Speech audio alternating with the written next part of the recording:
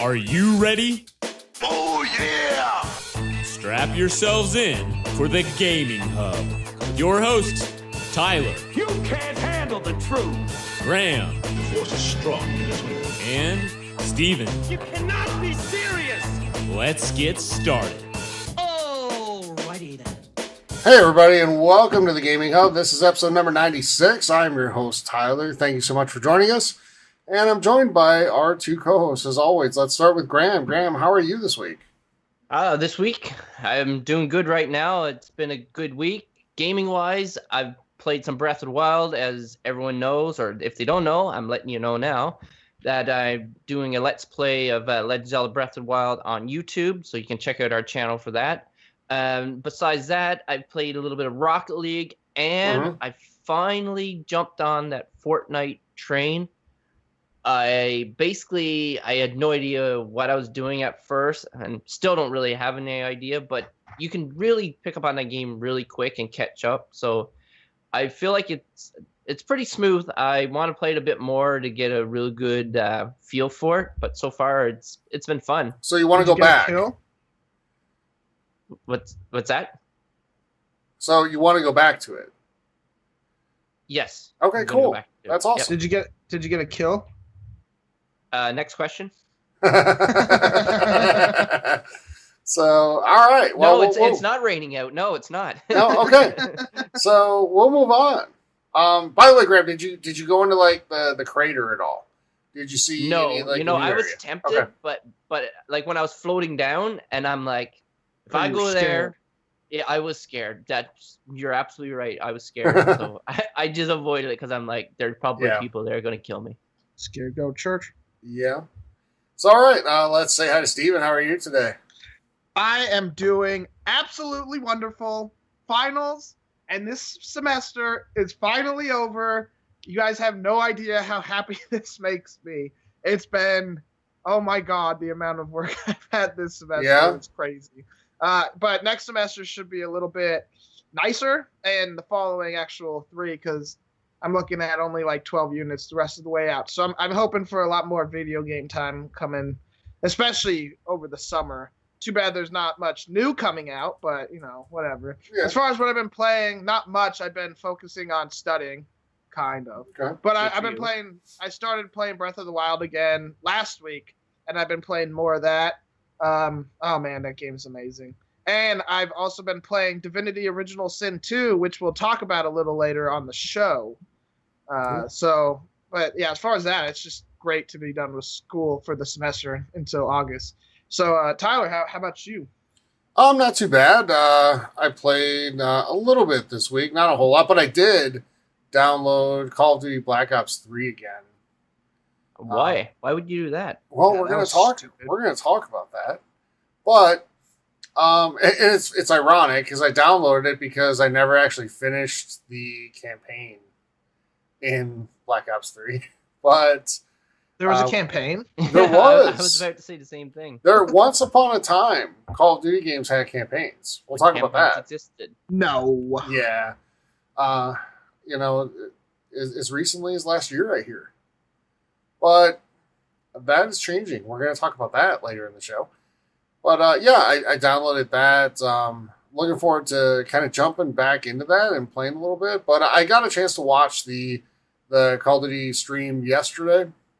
And we're going to talk about it a lot. But, there's some really interesting stuff there that I think is going to, I don't know how much it's going to change the way shooters are done. But it's going to be an interesting test to see what, how the reception is for it. And Treyarch is their premier developer at this point. So it's them at the helm for it this time around, and we'll see kind of how they deliver. But anyway, that's been my week. A lot of work and other stuff going on. So, but I am gonna try to jump into some Black Ops 3 this weekend, and I'm still hoping to. I think maybe get into Sea of Thieves this weekend a little bit. Been wanting to go back and revisit that. I know they put out the private parties, and that was. Then they took it down promptly because it was causing a lot of server issues. So see if that's been fixed, and we'll get back in and maybe give that a go. Yeah, So- I feel like I'm going through grog deprivation right now. Yeah. I think I need some grog in my belly, Yeah, we in might need, my digital belly. yeah, we might need to fix that. So, and we'll probably talk a little Sea of Thieves later in the show when we get to a certain topic. But if you're listening to us on Dash Radio right now, we really appreciate it. Welcome, and we're glad to have you. But if you're listening to us there, we'd love to have you join our community. And if you're listening to us anywhere, we'd love to have you join our community. Best way to do that is to head on over to Twitch and look up TXH Gaming Hub there. Hit follow. Once you do that, you've got links there available to join all the other ways to take part in our community. So we have a Discord that is, still pretty young, but growing pretty quickly. And we're getting a pretty healthy community there now. So we'd love to have you click on that Discord link and join. That link's also available in the show notes if you're listening to us on iTunes or CastBox or wherever it is you listen. If you're listening there, again, welcome. And we'd love it if you hit subscribe so you never miss a single episode. We also have a Facebook group, the Gaming Hub Forums on Facebook. We'd love for you to join that and take part in the community. And on Twitter, at TXH Gaming Hub there. And we do giveaways every single month. And next month, we're going to do a ton of giveaways because we do have giveaways for every single E3 episode that we do. So the only way to have a chance to win is to join the community and submit questions to be read on the show. If they're read, you're entered to win. And if your name is announced, last show of the month or during E3, any E3 episode, all you have to do is contact us. Say, hey, I'm the guy, your person that you called out, and we'll get you set up with the prize. So, and for all of your gaming news, we are the official podcast of the XboxHub.com, and we'd love it if you head over there, catch all the latest news from the world of Xbox. Again, the XboxHub.com. Sorry, and I'm just gonna jump in. They do have a sister website. It's called the SwitchHub. .com, right? Yep, the SwitchHub.com. Well, you should know, Graham, because you're a writer there. There's a whole bunch of like net and com going in, and I'm like, sometimes they're different, so I want to make sure. Yes, it's .com. Yeah. And if you don't want to join all these groups, there is one other way to submit questions on the show or anything really that you want, and that's send us an email. The Gaming Hub Podcast at gmail.com. So with that, gentlemen, let's jump into news. In the news. Call of Duty announced that they're going to have a game this year. Big surprise. Yes. And it's going to be Call of Duty Black Ops 4. Again, big surprise. But there were some things confirmed during this show that I think were expected the whole time. First of all, there's going to be no single player in Call of Duty Black Ops 4. So that's a gamble on their part. And I think it's an educated gamble. I think it's a pretty safe one. Most people that play Call of Duty play for the multiplayer. So they said they're focusing on telling the story through the lens of multiplayer this time around and not through a single-player campaign. But the biggest news to come up was that they now are joining the ranks of Battle Royale games by offering a mode called Blackout. That the map for it is 1,500 times the size of the Nuketown map that is so famous and everybody loves. It's going to incorporate the most popular locations, characters, and weapons throughout the entire Black Ops series all into one map. We've had questions submitted to our community, and I want to turn this to you guys here in a sec, but we've had questions submitted to our community about, like, what don't we want to see more of at E3? And, man, the answer is right here for me. It's Battle Royale. And it's exactly what you're going to see lots of. We're going to see a ton of it. I'm going to be disappointed because we're going to see a ton of it. Okay, so first of all, let me throw it to you. Graham, I'll throw it to you first. Like, just early impressions of what we see of Call of Duty first, and then we'll kind of get into the Battle Royale part. But just the Call of Duty piece, like impressions, what are you thinking? Is this something that you're actually thinking about picking up and playing this year? You know, the funny thing is, I've not wanted to play a Black Ops game for a long time. If it's been there, maybe I'll play it, but because I did buy an Xbox One Elite, and with it, Black Ops 3 was free with it. So I played a little bit multiplayer. I don't even think I touched the single player, but I didn't have very long, and I sold my other Xbox, and then I gave it away with it.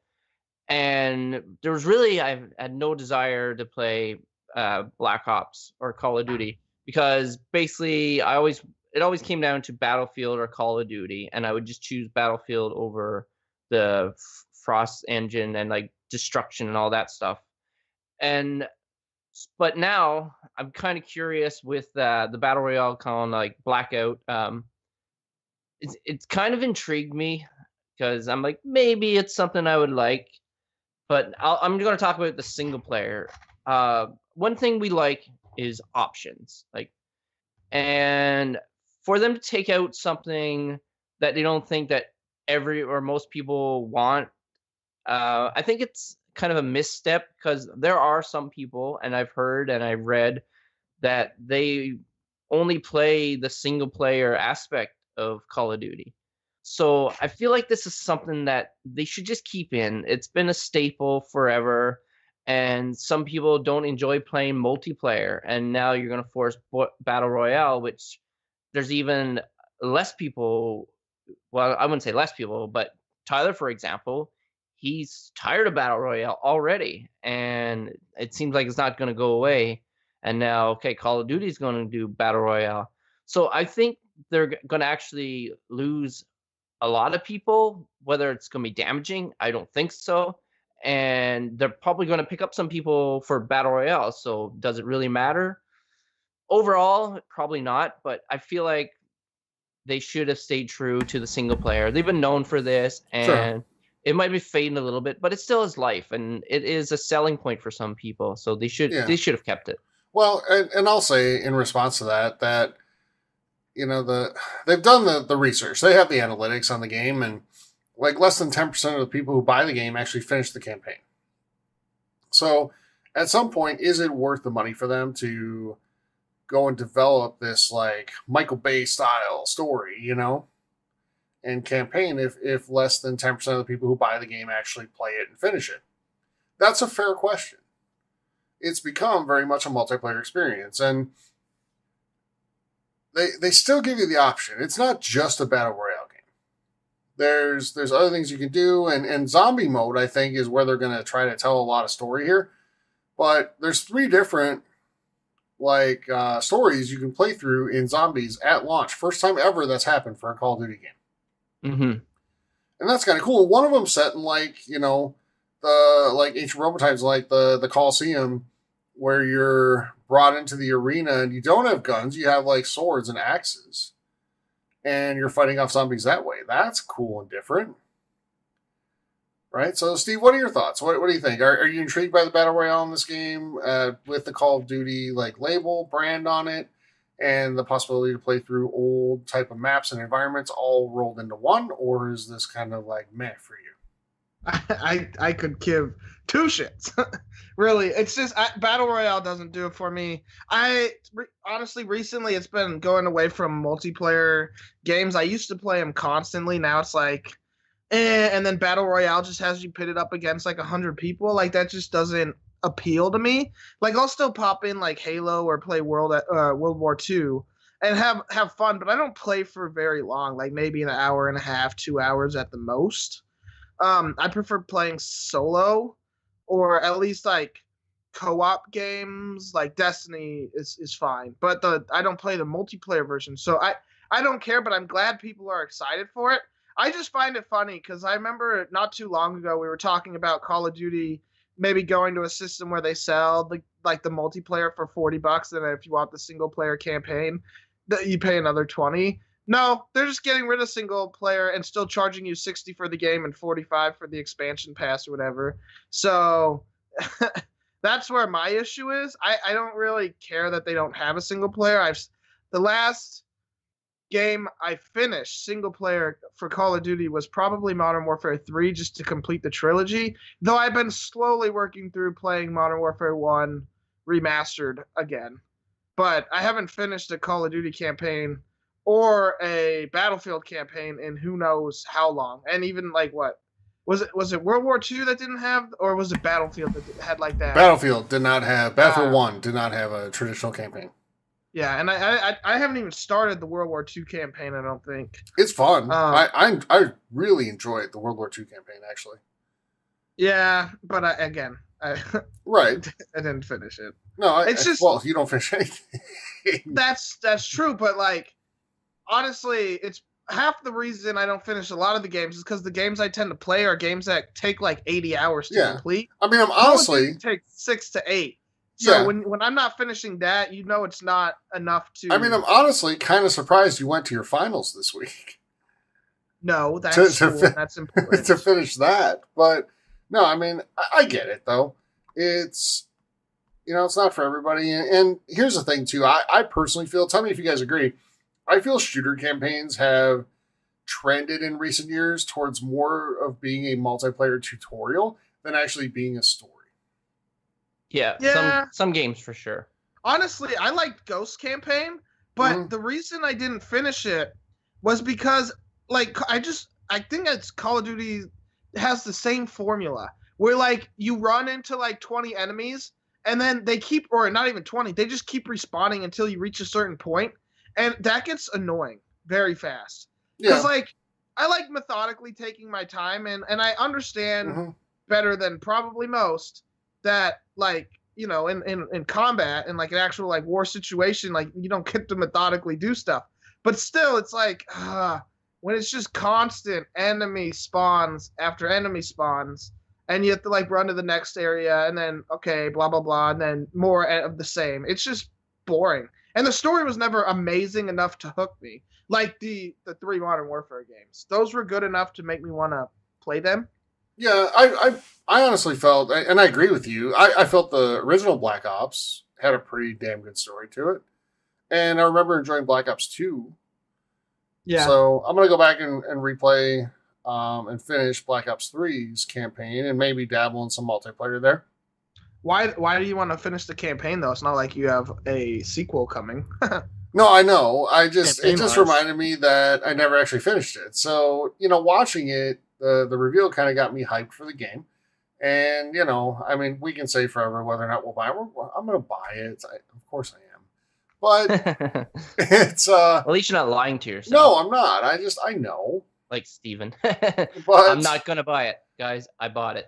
Yeah, no, right? I'm not going to buy it because Tyler's going to buy it. So, but yeah, I mean, I do want to go back and finish it. I generally played through the Call of Duty campaign, even like the press X to pay respects. That one, I played all the way through that. And it wasn't awful. It just wasn't good. I mean, they got away from being grounded for a while in some of these games. And, Black Ops and especially Modern Warfare, but also Black Ops, I felt were always a little more kind of close to what Call of Duty originally was. Mm-hmm. So, and I can't speak for 3, so I'll let you know when I finish that. But yeah, I mean, I don't know. I'm excited for it. And these shows are made to make, they're designed to make you be excited, but it worked for me. So and I was to say about this game too. If people are wondering, this game takes place World War II, right? It's not futuristic like some of the Call of Duty. No. It's set between Black Ops 2 and 3. Okay. So it's not. It is not going all the way back to World War II. We'll be talking about that next week, I think, when we talk about the Battlefield reveal, which is taking place. So and that I almost positive is going to be World War II. That's what we're hearing anyway. So yeah, that's where I get mixed up. But yeah, it's gonna be a boots on the ground style where. Yes, they did say there's absolutely zero jetpack stuff. There's absolutely zero wall running. It is boots on the ground. And the way that they're kind of adding to that and enhancing it is with the specialists, where you can put up like, shields and barriers and things like that to keep enemy players from advancing through a certain doorway or whatever. Yeah. So basically, you don't have to put up kills, which this is good for me. They don't expect you to put up kills, and I can do this to like contribute to help win and stuff like that. Yeah. Which I like because like I've heard a bit about it too, where they're trying to do it where it's not about leveling up or like you have your KDR. If you have really good KDR, then you're going to be way better than everyone else. They're doing it so people like me or others that aren't really that good at it or suck at it. Not saying I suck at it, but there are people out there, and it just like it. So you feel like you're actually contributing, and you don't have to worry about I didn't get any kills. I'm definitely the worst. It's like, well, okay, I didn't get any kills, but I saved so many people's lives and allowed them to kill. So that's what I like, that they're including other people that aren't amazing at shooters. Yeah, and I think Battlefield does that really well. Yes. You know, I'm very good at spotting. Yeah, I mean, you can play different ways. And I let someone else kill them. Yeah, and, you know, Steve, you said before that, you know, you're not a big Battlefield guy. You're more of, like, Call of Duty. Is it the map size or the vehicles, or what is it? It's the vehicles, honestly, mostly.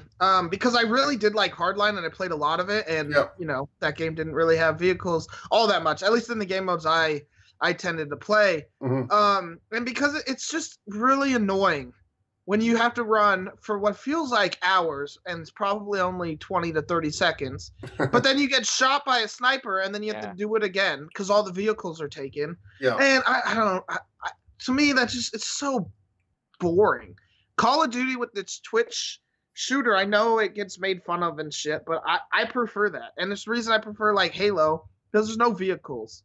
You just, you know, you're playing against them with pretty even odds. Whereas, like, in Battlefield, it's like, okay, someone's flying with a, you know, jet, and then you have a tank in front of you.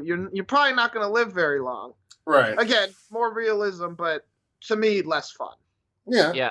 And speaking of vehicles, too, Blackout, their Battle Royale mode, that's supposed to have, like, all kinds of vehicles, right? Yeah, land, sea, and air vehicles. And that confirms that I will not be playing that game. That mode or that game? No, that mode. Because honestly, playing zombies with you guys sounds not too terrible. Yeah. I did have fun playing. I think it was Black Ops 2 zombie mode. Back in the day, we just like we did a lot of split screen stuff in the barracks, and we had a lot of fun playing that game mode. So yeah, and I don't mind horde mode type things. Like, we played some for Gears of War 4 and had a lot of fun with that. So I think, you know, I want to try zombies out more this year. And, you know, they've got 3 different kind of stories to play through at launch, which I think is awesome. So honestly, the reason I like the second game better than the first game for zombies is because it wasn't as horde mode-y. Because horde mode gets boring. You stay in the same spot and you just get wave after wave after. That's boring. Yeah. But Call of Duty, like Black Ops 2, had a story where you had to actually like go from like area to area and do certain things, and then still have to fight off like harder waves of enemies.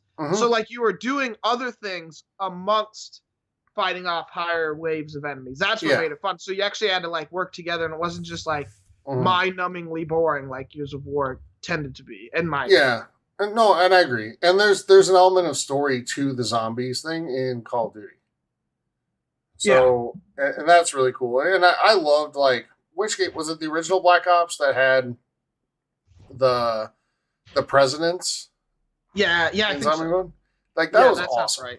Yeah, that was really fun. So like they do unique stuff, and it's really cool.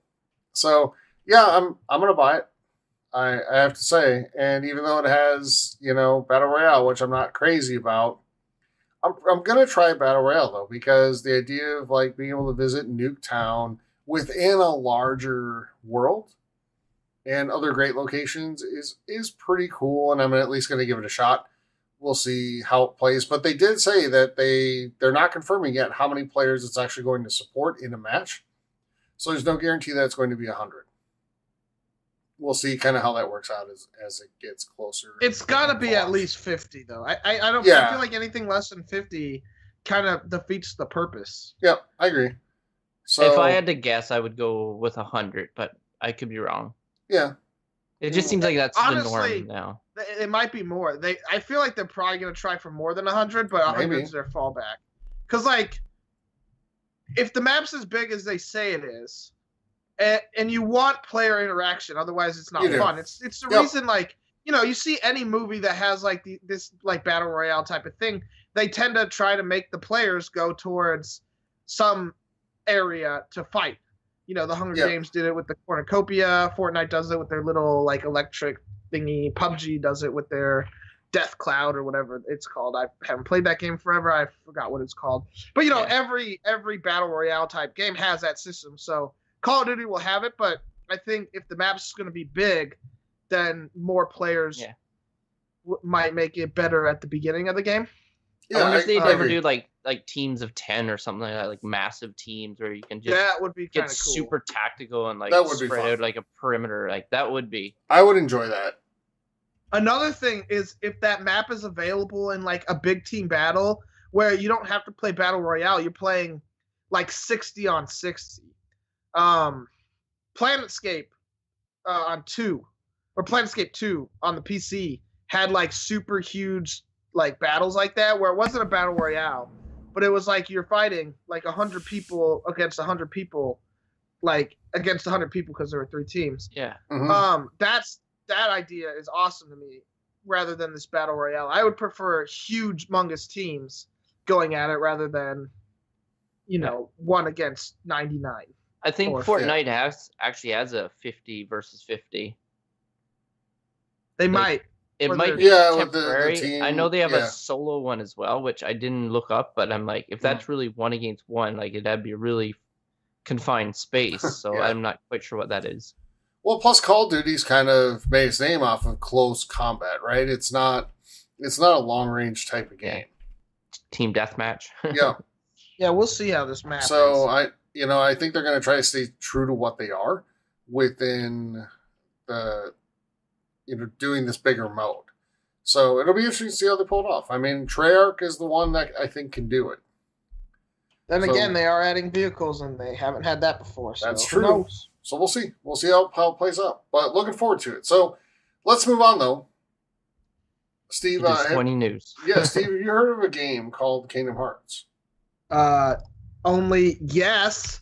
My favorite game series of all time. So they had kind of a preview event this week in Los Angeles where, they showed off some gameplay and some select people that were invited got to go play and see the game, and we got to see some screenshots and some other stuff coming out of that. So before I turn to you, I will say this. No release date. They gave a release time for the release date, which will be next month. And there's some event going on next month that might make a ton of sense. Oh wow! But I mean, there's no doubt we're going to see a release date for this in E3. And Steve, you have an idea of one other time that might work, and I agree. But I will say before I turn to you that the screenshots for this game look really cool. And I think that this game has been developed very thoroughly. It looks very good. And I'm hoping that this turns out to be everything you hope it's going to be, because then I'll probably like it. So let me turn to you, though. What have you seen on it this week? What gets you really excited, even more so than you already were? And kind of what are you looking forward to? So I skimmed the articles about the new thing because I skimmed it. You're absolutely obsessed with it, and you skim it. Yes, because I'm buying this game no matter what. Okay. Like, this game could get a 4, and I will be buying this game. Like, there's no doubt about it. So I don't really want to see everything that's in store. I like surprises. Maybe I'm the only one. There's games I know I'm buying. Same with movies. If I know I'm going to watch it, why ruin it by watching the trailer? Yeah, I agree with you. Because there's a lot of times where they put like important shit in the trailer out of context, and it kind of is annoying. So for me, it's like I skimmed it. I read a lot of it because reading makes it hard to like, you don't get the full experience. So I read their thoughts, and they make it sound like it's everything Kingdom Hearts fans want it to be, which is amazing because I love the series so much. The only gripe I have is the story is convoluted as all hell. But, you could play all of them on PlayStation 4 right now, so at least there's that. Or at least watch the cutscenes of all of them in some of those games. So, yes, I'm excited for it. this game could potentially get the release date could be announced when Kingdom Hearts kicks off their orchestra tour. But I feel like it's probably either going to be through the Square Enix conference or Sony's. But imagine, because this game is coming to the Xbox One, if Xbox somehow has the rights to like be the front runner. I don't see that. Happen, no, it won't. Kind of funny. It would, but at the same time, like this game's only come out on PlayStation before, right? As far as consoles go, so I don't see him changing from that. I think it'd be great for Xbox if they could get it on their stage. I just don't see it. Yeah. So if this game is going to be on Xbox, are they going to release the older ones on the Xbox? Has that been announced? Do we know that? I'm almost positive no, because I feel like Sony might still own the exclusivity rights to it. But I did see a picture of Kingdom Hearts 1.5 and 2.5 with the Xbox cover. I don't know if it was a joke. It wasn't really an article, so I just assumed it was. But if they did happen, I'm not going to lie, I'd probably buy it again on the Xbox, even though I own all of them on the PlayStation. Well, you're talking about the possibility already of like doing a Graham and buying Kingdom Hearts twice. Kingdom Hearts 3. That's probably more than likely going to happen. So, Maybe. And by twice, we mean for PlayStation and for Xbox. So, yeah, and the reason being is I'm not sure how the control, because I'm so used to playing it on PlayStation with that controller that it's kind of become like I'm used to it. So I'm scared when it gets on the Xbox if I'm going to enjoy the controller as much, because a lot of the attacks are like with the X button, and the controller is small on PlayStation, so it's easier to do. I don't know. We'll see. But that's what I'm worried about with the Xbox. And I kind of want to have the complete collection on PlayStation. So it's probably going to be a case where I buy it on the Xbox and then, wait for it to drop in price and then buy it again on the PlayStation. Okay. But who knows? But How many years? I'll buy both. How many years has this game been in development? Forever. Actually, I don't know how long it's been in development. It's been like 10 years since the second one came out. Yeah. 10 years, eh? Yeah. It's been forever. So, but we'll obviously learn a lot more about this, including a release date at E3 or right around there. Mm-hmm. So stay tuned. We'll be talking about it. Go ahead. And real quick, before the game comes out, because I'd imagine it's supposed to come out in 2018, and I don't see it happening in June at the release, though I would love that.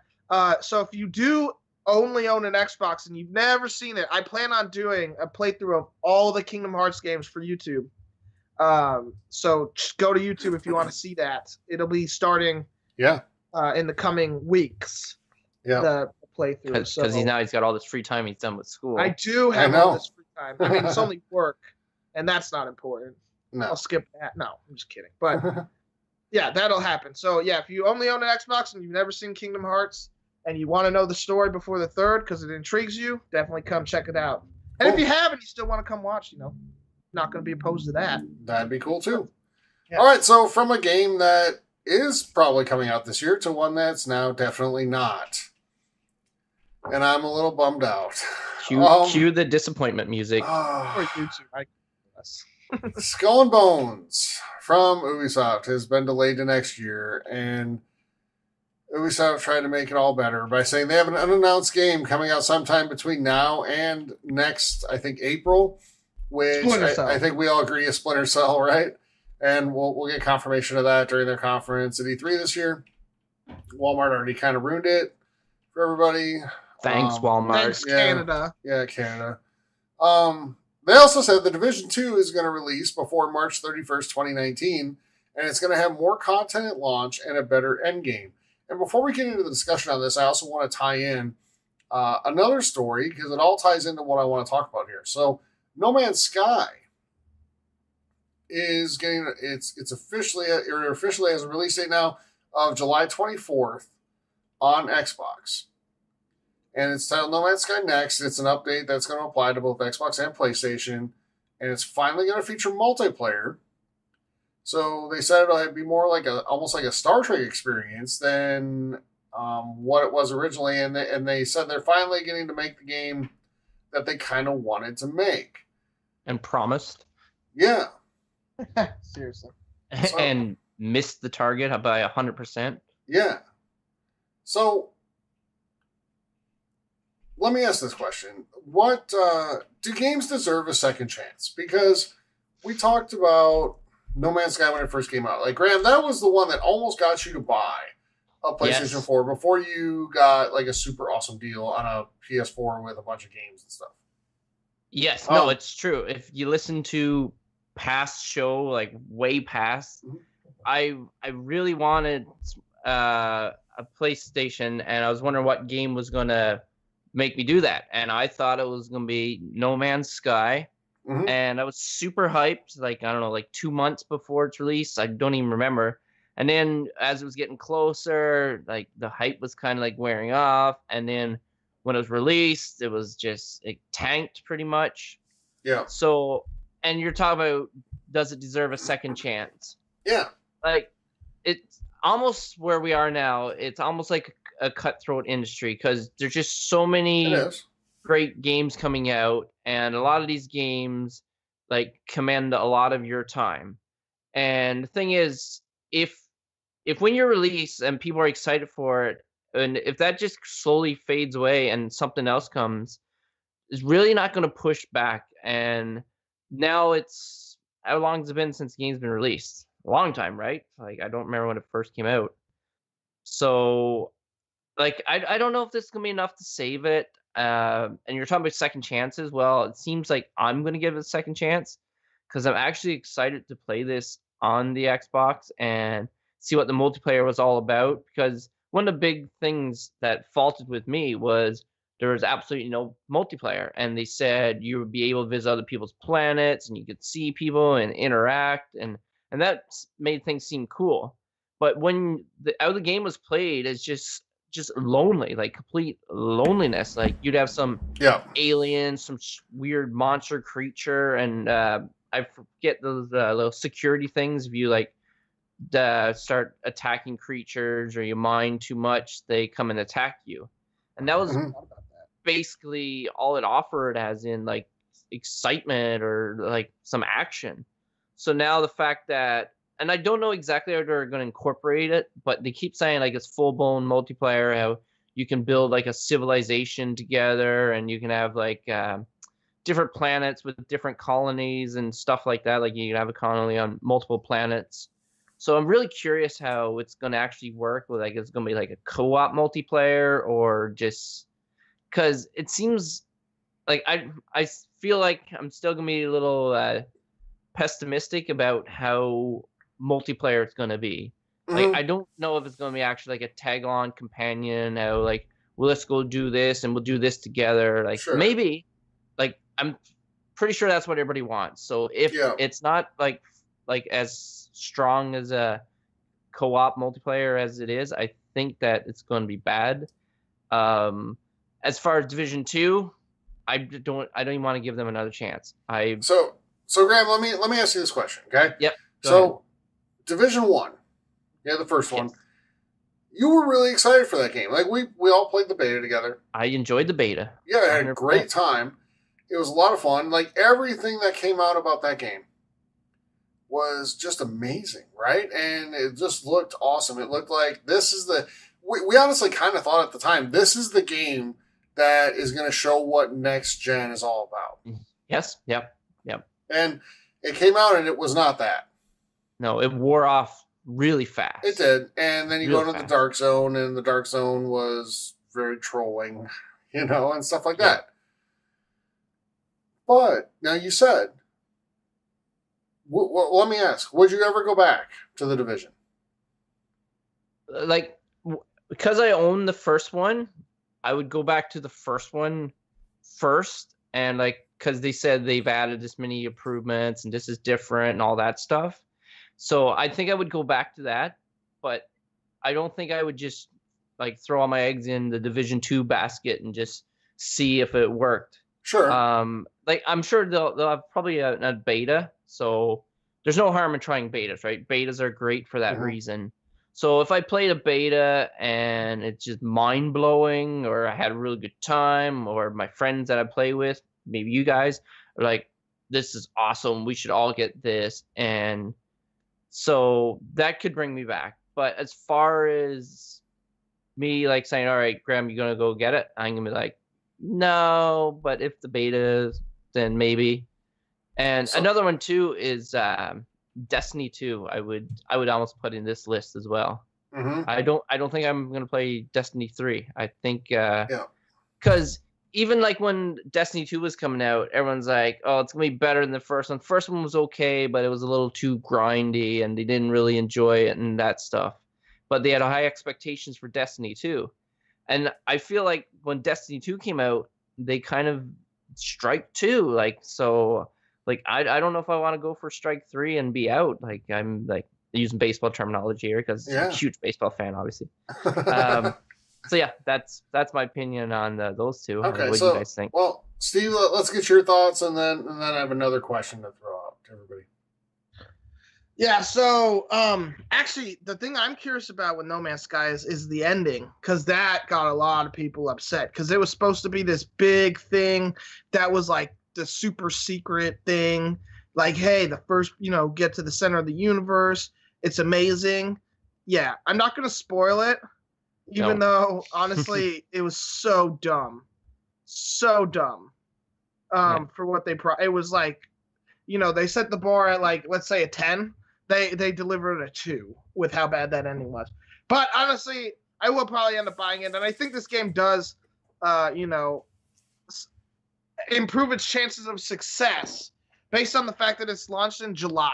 Like, there's nothing else coming out around it. Yeah. So, people are going to be sick of playing certain things and be like, hey, a new game, might as well. And I don't think it's going to be $60 either, because it was $40 on the PlayStation. So I hope it's not $60 on the Xbox. Yeah. I don't know if there is a confirmed price yet, but I'd imagine it's I haven't seen one. But if it's $60, that's enough just to make me not buy it, because I already own it on the PlayStation. So the updates are going to be the same across both, unless it's like an expansion pass, which who knows. But for the same question, what was it? The Division? What were we talking about? Well, in general, like, the games deserve a second chance, and we were kind of focusing in on the Division there. Can you give me some examples? Kind of. That's my answer. Yes, no, but kind of. It depends what they do. Like, there's certain games that I won't go back just because I don't have the time.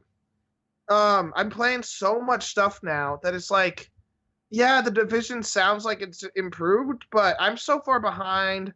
I'm not looking to start over. I can't see myself really going back. Not that it doesn't deserve it, but it's just yeah. And like, I feel like Destiny's about that at this point too. But I think that might be a question you're going to ask, Tyler. So I'll leave that there. So before you ask your question, I would say I hate to say this, but I could see this Battle Royale style game, like, you're in these little towns or these houses and stuff like that. Like, I don't know. It seems like any kind of first-person shooter now could be Battle Royale. Oh, please, God, no. No, I don't think everything's going to go that route. Yeah. But I think you'll see a lot of the big things doing it because they can. Well, without hurting their pocketbooks. Would you consider this big Division 2? Like, it's pretty big.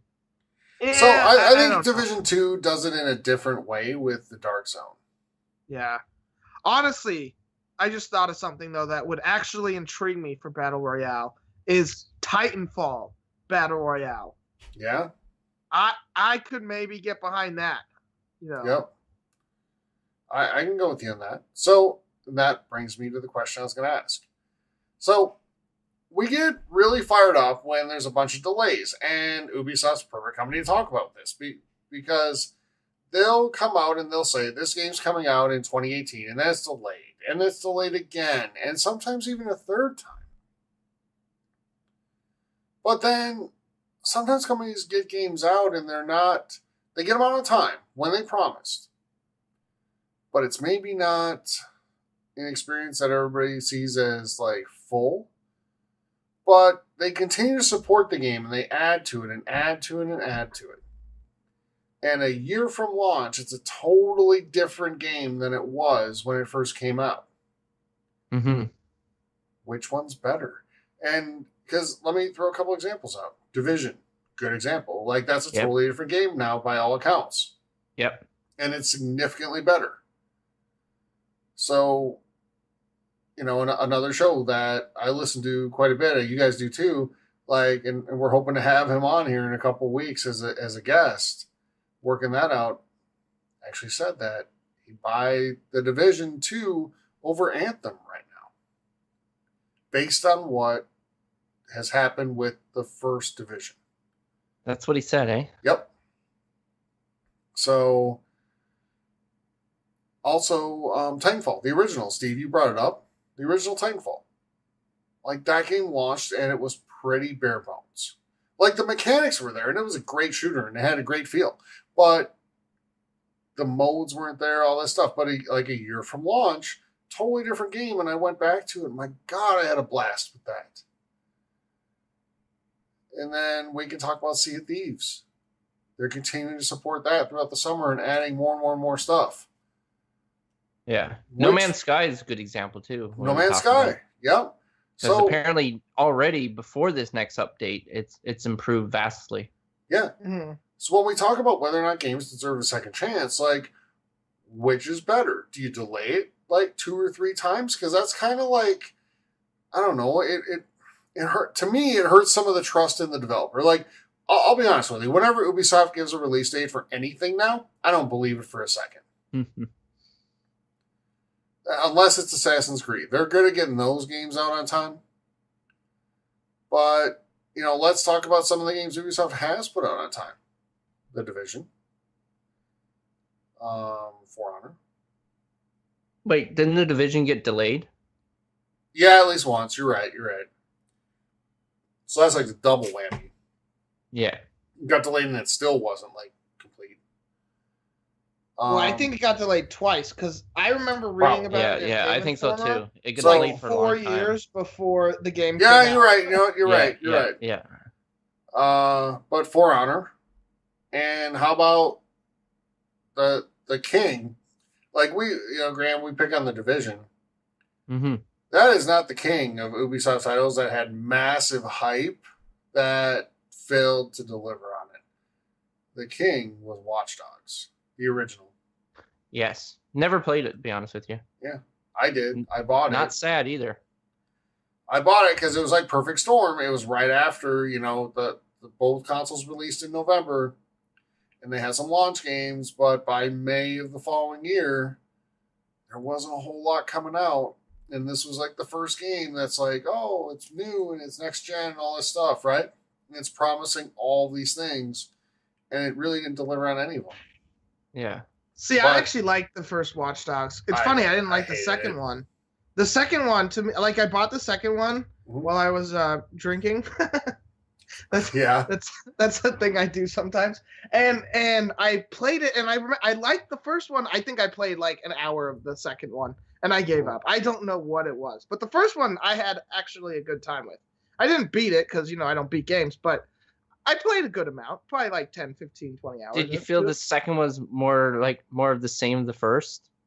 That why? No. I felt like it was not the same as the first.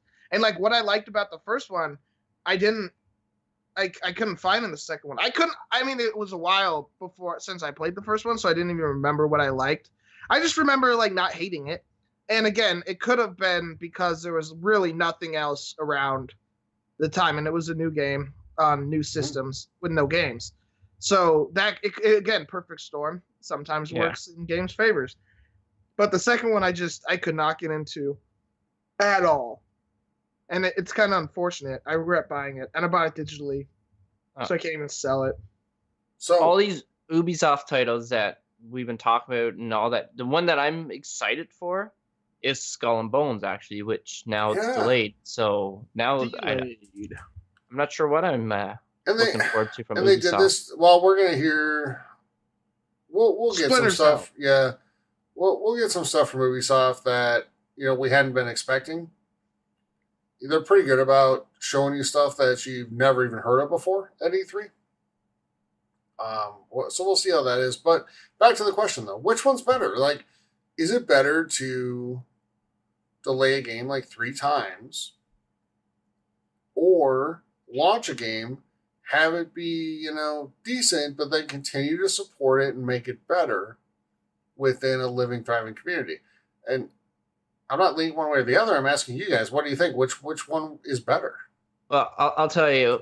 I think it's better to wait. Like we've said this many a times, because we have a backlog and there's so many other games coming out, even from that certain developer, that they could wait. I'd rather them wait longer and release it instead of like trying to like do damage control and make it better.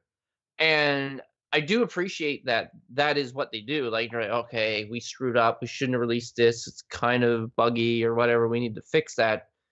As long as there's nothing major.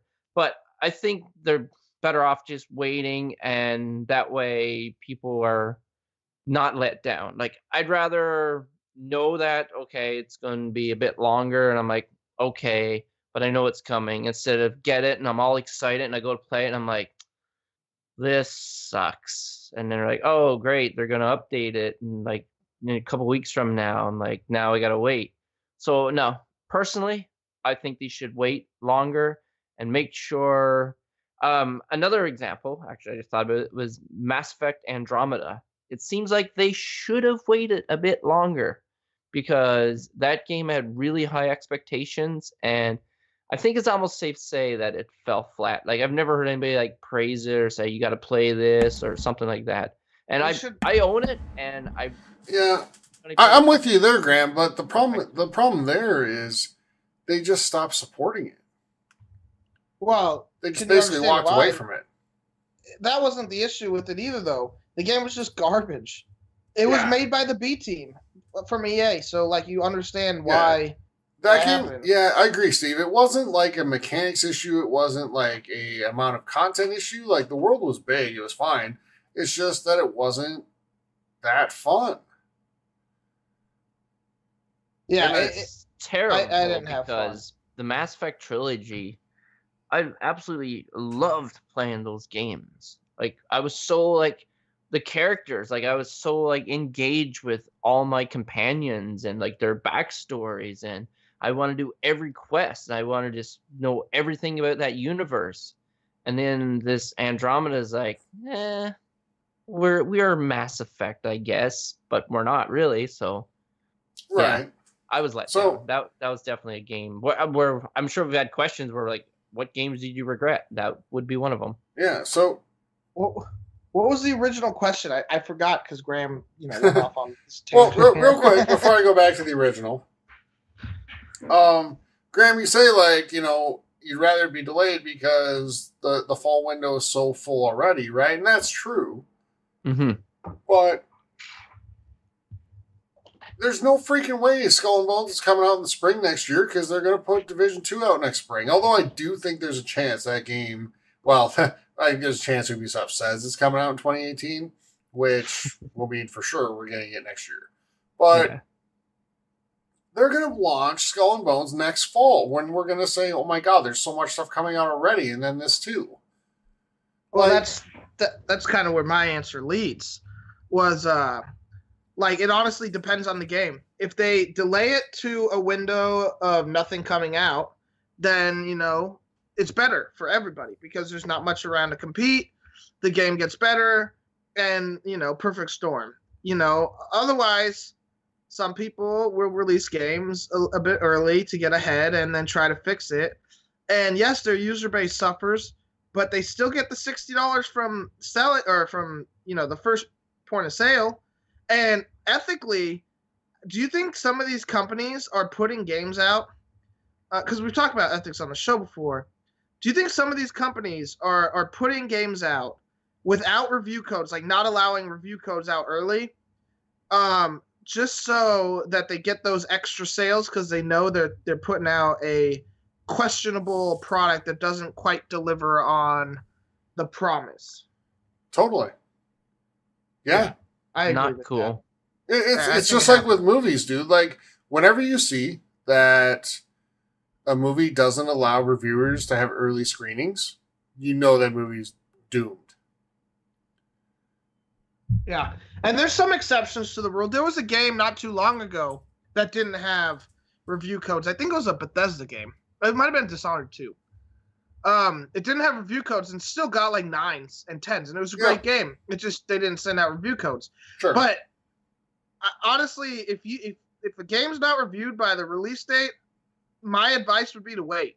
I know people like pre-ordering. Shit, I like pre-ordering. I do too. And I want to play games as soon as they're available, especially games I'm hyped for. But I honestly think that's where you need to really think, hey, this game has super hype levels and doesn't have a review, and that's a questionable thing. Yeah, and most of the time that you see like companies put out their game for early reviews, like where the reviews post a week before it launches. Like God of War. Like, yeah, God of War. Like 2 weeks early. You know you've got a home run with them. Graham, keeping your baseball analogy going. I like it. But you know you've got like a freaking awesome game. I almost said Rockstar game, and almost true Rockstar game, because every Rockstar game is like a 10. But you know you've got an awesome game. Now, there's exceptions to that rule too, which we saw this week with State of Decay 2. Because there were early reviews for that game, and it's pretty much averaged about a 7.5. And we'll get more into that next week, but we're not going to dive into State of Decay 2. But we're going to have a spoiler cast for State of Decay 2 in a couple weeks' time, once we get a chance to get our hands on and play. But there's exceptions either way. But see, the original question was, like, which one's better? Is it better to delay a game 3 times or get it out and support it throughout? Yeah, and I kind of hit on this earlier. I said it because I remembered the question. Yeah. After your last question. But it really just depends. It just depends on what it's getting delayed into. So let's talk about the most recent example that everybody was fired up about, a month and a half ago, which is Sea of Thieves. You ask people are like, well, there's not enough in it. And then you ask people, like, what specifically do you want in there? And they can't tell you. They just say they want more. So I mean, I have a solution. Okay, go ahead. Some people won't like it, but I don't have an issue with it.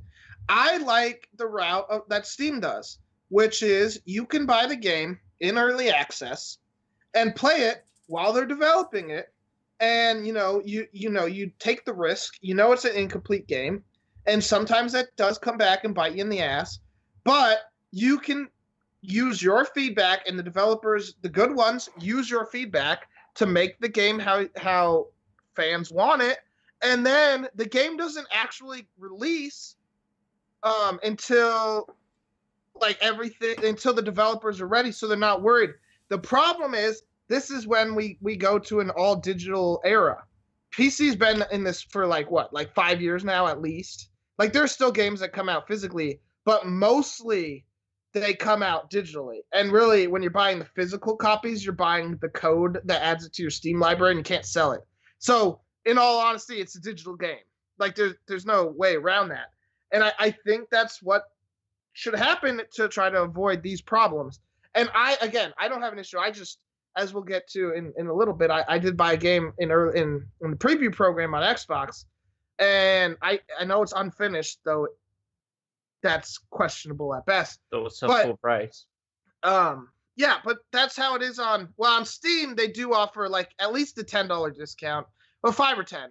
So to me, that's fine. Like, if I'm liking the style of the game, I'll buy it on early access and play through some of the bugs, and I don't have a problem being like the game tester, and because you get your feedback in. So that's what I think Sea of Thieves can do. But the problem was, it was released on the Xbox. If this was on the PC, the game would not have the issues it does, because it would still either be in early access or at least beta right now, or it probably wouldn't be out by this point. And they would have fans' feedback. Mm-hmm. Granted, they did have all those beta tests, but again, you weren't doing the full game, so you didn't really see the amount of content. Sure. Because they kind of did promise a certain amount, and they delivered what seemed to be a little less. And again, a full release early access would have mitigated some of those concerns people have. Yeah, so I'll answer the question too, and I'll give the same answer as you, Steve, just in a little bit different way. So my answer is also, it depends on the game. But for me, like if it's an immersive single player experience, so like, what's the game we were just talking about? Mass Effect. If it's Mass Effect, that's not acceptable. Like that game needs to be good at launch. So if that needs to be delayed, then delay it and make it right. Same thing with Red Dead 2. Like that's going to have an online component to it, right? But the core of that franchise has always been the story in the single player mode. Now, if it's a living online experience like your Sea of Thieves or the original Titanfall, then there's something to be said for being able to see how players play and learning from that and making adjustments on the fly to make the experience better. And there's no way to get that data and that information as a developer unless it's out in the wild. So I think it depends on the game, and I think it depends on whether it's a primarily single player experience. Like if God of War had released and it was buggy and it didn't work, like that would have been a problem. Then people probably would have said this game should have come out 6 months later, and they probably would have been right. Has Sony ever done that though? No, they don't. Well, first of all, Sony gets their games out on time for the most part. Because they announced their release windows like 12 years in the future, but yeah.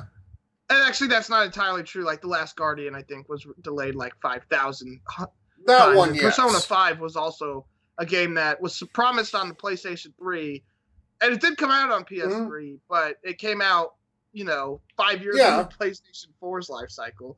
So you're right, but I feel like Ubisoft overpromises and underdelivers when it comes to when games are going to be in your hands. I feel like they make promises to get people excited, and then they don't deliver. Now look on the flip side. Let's look at a company like Bethesda. Bethesda says it's coming out on this day, and it freaking comes out on that day.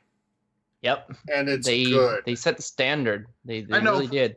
Fallout 4 will forever be one of the most, oh my gosh, we're getting this game in 3 months? Yeah. Holy shit type of things. And I don't think, honestly, the only company that could Bethesda's the only company that will outdo themselves with that.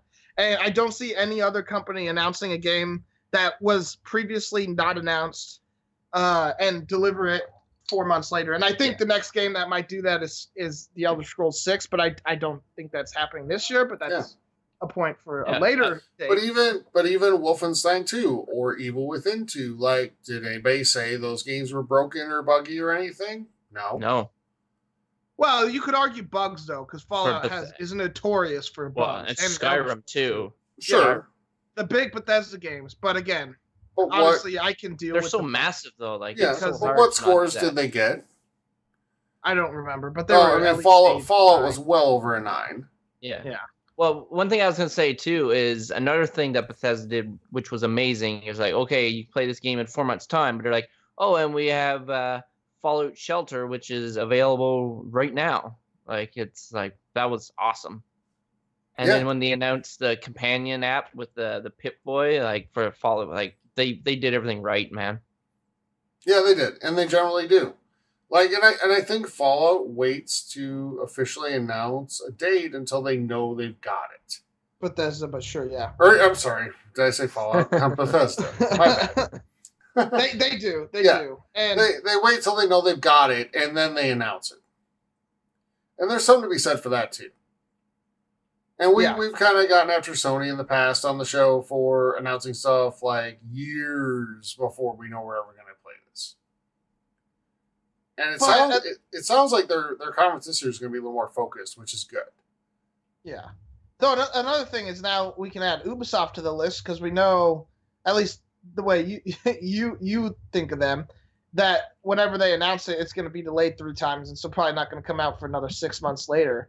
So at least if you know that that's the case, you can add 6 months on, and then be pleasantly surprised if it does come out on Sure. time. Well, let's just look at the Set that bar low. Yeah. Yeah. So let's just look at the South Park games. Like the first one got delayed. What I think that actually was 3 times. It could have been. It was a lot. And it was well over a year after it said it was originally going to come out. Second one, I mean, I pre-ordered that when it was announced, and they said it was coming out that fall. It didn't come out until the next fall. Yeah, no, given their track record for sure, like, so I don't know, like, you think Ubisoft would be like, okay, guys, what are we consistently doing wrong? And like, okay, we're screwing up on our release dates.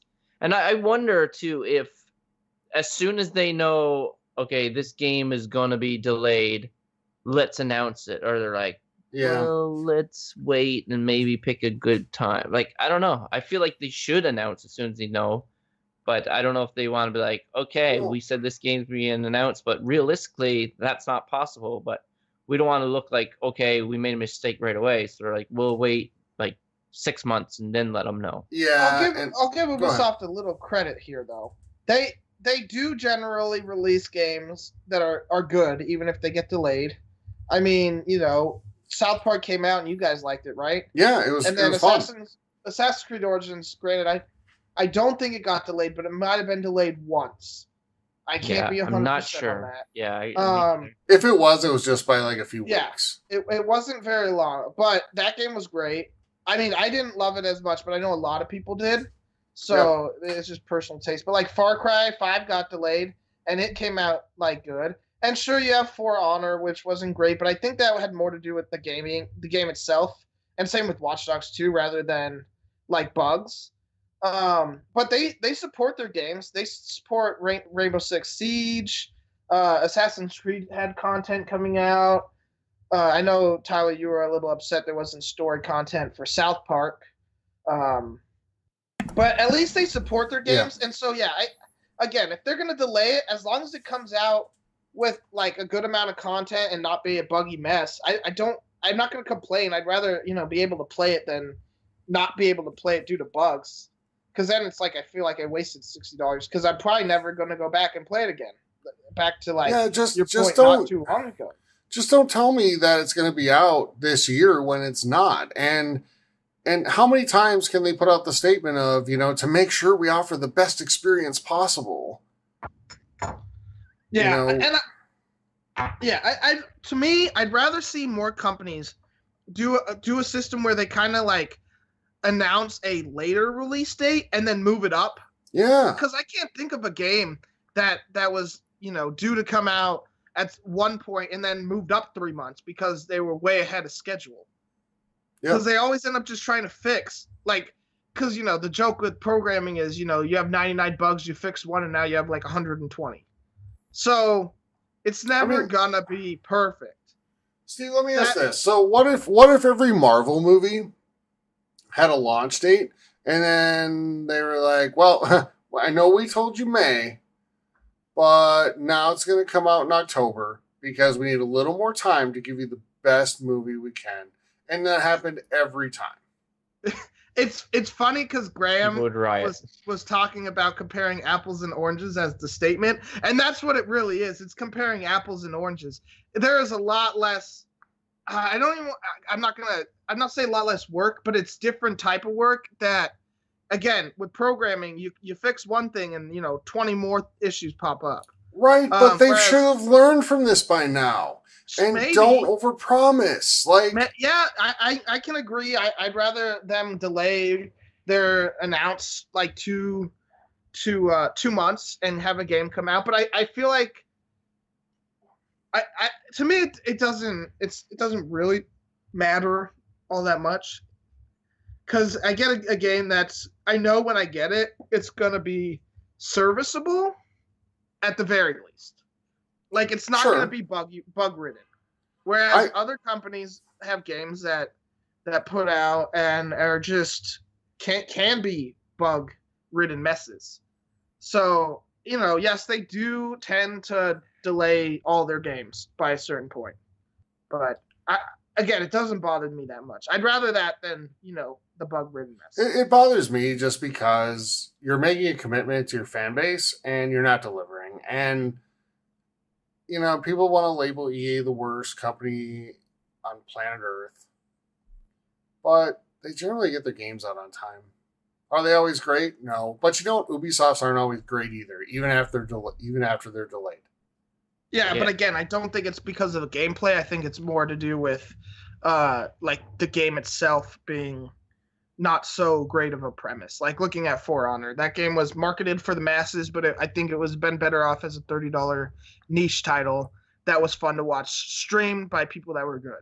Sure, but Watch Dogs was broken in a lot of ways when it launched, and I know you enjoyed it, but I certainly didn't, and a lot of people didn't. I mean, Yeah, that game caught a lot of hate, and it sold incredibly well, but because of when it came out. Again, though, that was a little while ago. There hasn't been much since that have had those issues, except Steep. We're forgetting Steep. Yeah, Oh my God, that was is the worst $60 that was an I ever Ubisoft spent. title too. that Never should have was. spent that. That was another one I bought while drinking. Maybe I should stop buying stuff while drinking. Life lesson here, people. Common Right. denominator. So anyway, and really, it wasn't designed to become an Ubisoft conversation. It was just which one's better. Is it better to delay or to kind of let it grow and evolve in its release state? Like I said, for me, it depends on the game. If it's an immersive single player story and it's primarily single player, then I'd prefer the delay to get it right. But if it's a multiplayer experience, like get it out and, learn from what you're doing and develop and evolve it as you go. But all right, let's move on to a multiplayer experience that will be no more very soon. So, Boss Key Games, headed up by a well-known name in the gaming industry, Cliff Bleszinski, is now no more. He shut it down, said that Boss Key Games is, quote, effectively no more, end quote, and that he's stepping away from video games. Radical Heights will stay up, quote, for the near future, end quote. No commitment on how long it's going to be up. This game just came out not that long ago, guys. And Yeah, all of a I'm sudden, very, very surprised at the news. all of a sudden they just shut it down. All these people are out of jobs, and he's walking away. What do you think? Well, it sucks for the people that were working on this because they put a lot of time into this game, like probably at least 2 years of effort, and to see their like artistic, efforts and programming skills, just basically stop after 3 months because the leader decided to shut it down. Really does suck. So I'm hoping, one of the other companies does what Sony tried to do when Lionhead got shut down and like at least offer interviews for the people, give them a chance to work at a different company rather than just being, out of a job. And it does suck again for the users that bought this game because they bought this game hoping it'd be supported, and now those that are still playing it now they only have probably a couple more months at the most, and then it's not being supported, and then all of a sudden it's just they bought it physically. They brought a coffee coaster or whatever coaster, $60 coaster. Well, and also I think it kind of sucks because for the fans who bought the game, because one of the biggest things in the marketing behind Radical Heights was Cliff's name as the driving force behind it, right? And he, kind of came into fame in the gaming world with the Gears of War series, the original trilogy. But since then, what's really come from him? It's true. I mean, Gears of War 3 was what, 6-7 years ago now? Been a while, yeah, for Might sure. even been longer. Yeah. Well, the first one was in what, 06 or 07? So basically a 3-year cycle. But for each game. But what's really come since then? And this is really damaging to him. It obviously really sucks for the people involved, like the people who just poured, like the amount of hours people put in making and building a video game is insane. Yep. And to put in all that hard work and then just be told, well, you, as of right now, none of you have jobs anymore. Bye, good luck. Mm-hmm. Like, that sucks. And it sucks for the people who bought the game and invested in it. And, and enjoy it. I saw people that played it and actually enjoyed it and were having fun with it. And now soon, this game's going to be no longer able to play. We're going to shut the servers down. So, Well, I'll tell you one thing. Fortnite and PUBG is probably really happy to hear that news. Even though Yeah.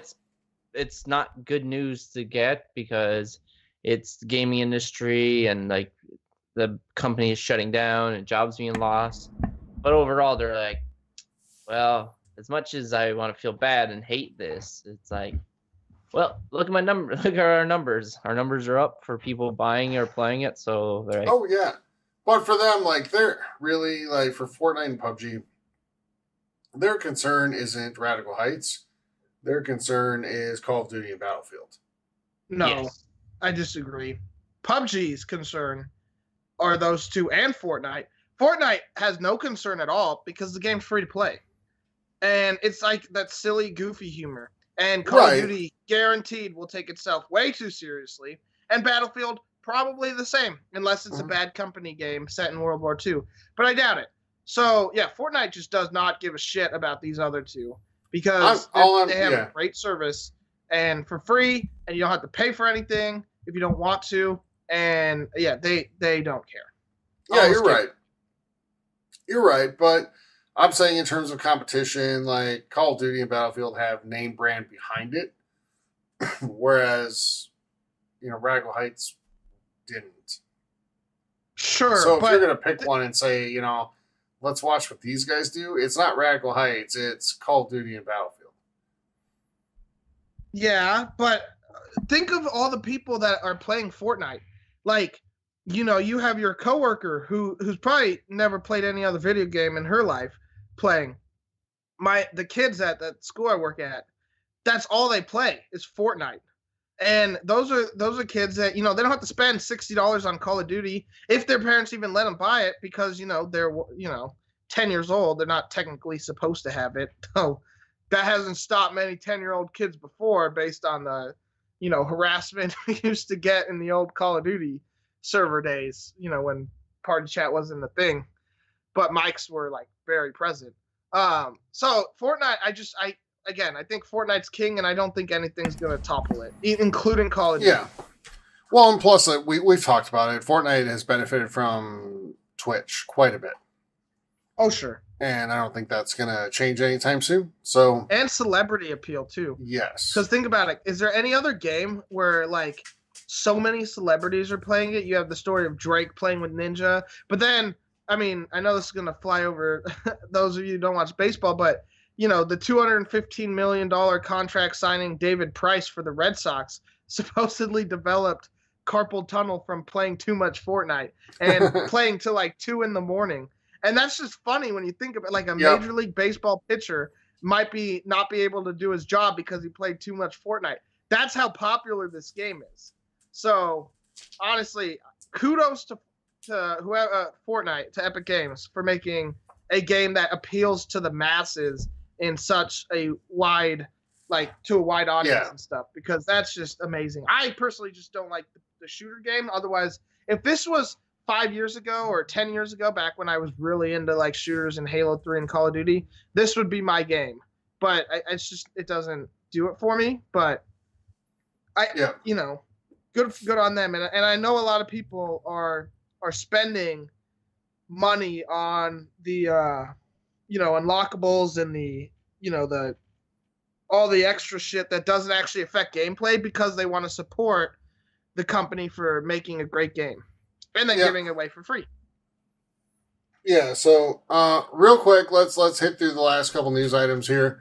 We're running short on time for news, but let's talk about Divinity Original Sin 2 is available on Xbox with a 3-hour trial, and the whole first act is available now if you decide to buy the game. So, Steve, I know you're a big fan of the game. I'm sure you recommend it to everybody. But I do. That is a game that's available. So, give that a go. Yeah, I think Tyler's dogs got out. My dogs are having fun here. Sorry about that. No, but I'll give a little quick hit on Divinity. It's a great game. I put 2 hours into it so far, but I played it on the PC. Amazing RPG. If you want like Dungeons and Dragons in video game form, this is your game. Yeah. Definitely check it out, especially if you're on an Xbox, because you can play the first 3 hours for free. You're not going to experience a whole lot because a lot of the game it's a story driven. It's an RPG. It's a computer RPG, so there's a lot of like reading and stuff. Yeah. So you're not going to get a huge amount of the gameplay, but check out that on YouTube.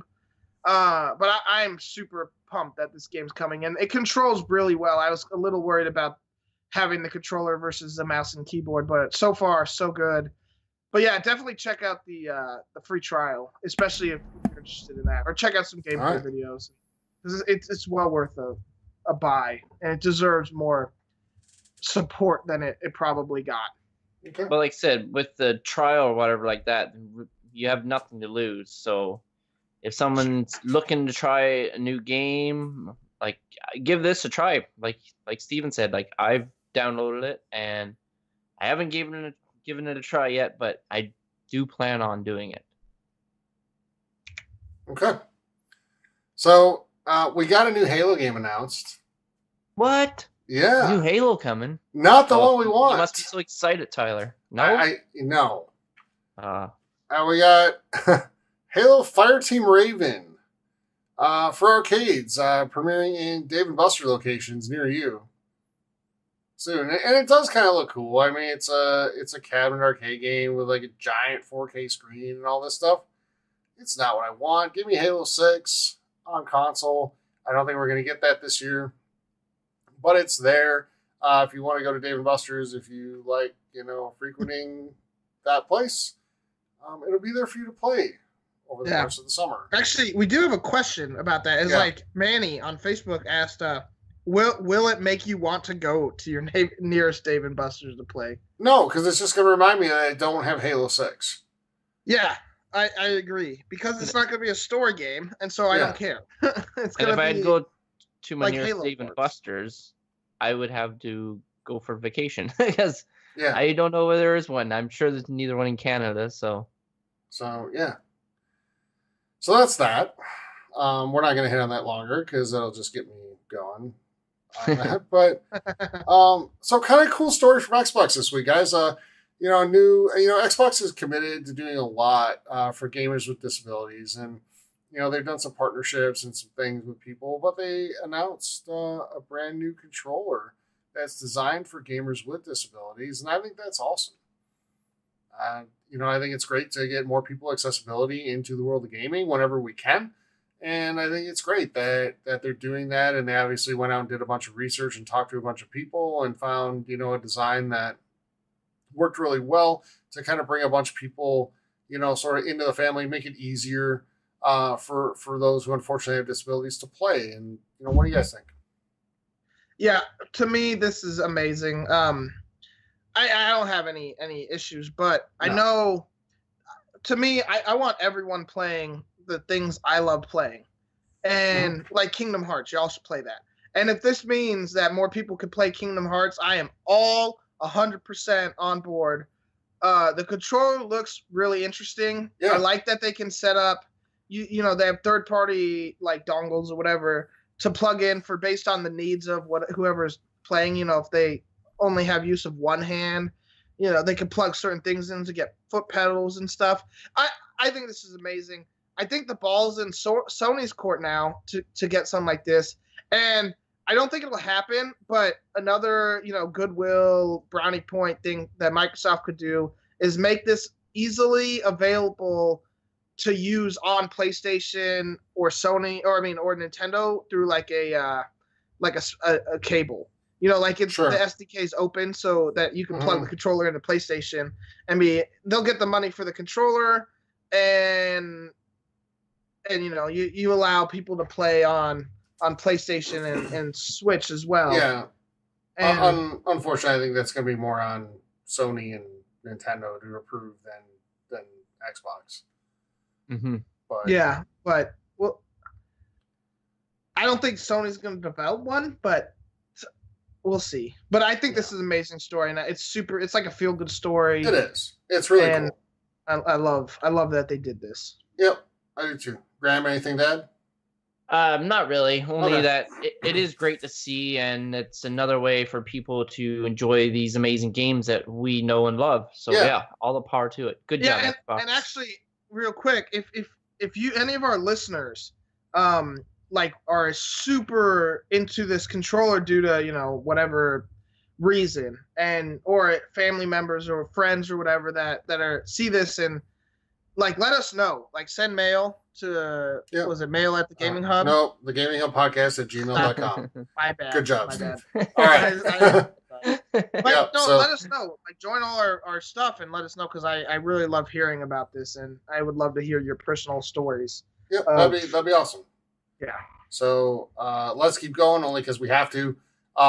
We're not getting into Nintendo discussion, guys. We learned a lesson last week, and we're taking time out from that. So I'm just going to mention that the NES Classic is coming back soon and will be available for the rest of the year. So cool that Nintendo's bringing that back.